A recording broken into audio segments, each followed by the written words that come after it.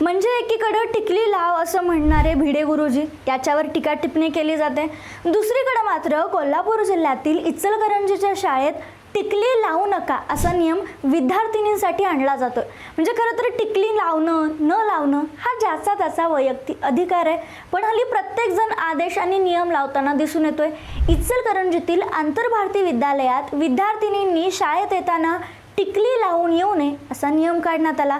हा नियम जेव्हा मुलींनी पालकांना सांगितला, त्या निर्णयामुळेच संतप्त पालक आणि हिंदुत्ववादी संघटनांनी शाळेत धाव घेतली आणि यावर शाळेनं काय उत्तर दिलं तर विद्यार्थ्यांनी एकसारखी टिकली लावत नाहीत, त्यामुळे शाळेची शिस्त बिघडत आहे असं कारण देत विद्यालय व्यवस्थापनाने हा निर्णय घेतला असं सांगण्यात आलं, जो खरं तर मुळातच न पटणारा होता।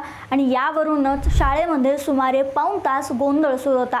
पालक आणि कार्यकर्त्यांनी हिंदुत्ववादी परंपरा आणि संस्कृती जपण्यास कोणीही मनाई करू शकत नाही असं म्हणत या नियमावर निषेध दर्शवला आणि मग मुख्याध्यापकांनी आणि शाळा व्यवस्थापनेनं टिकली न लावण्याचा जो निर्णय होता तो मागं घेण्याचं जाहीर केलं। मात्र या शाळेच्या या निर्णयावर तुमचं मत काय, कमेंटमध्ये नक्की सांगा।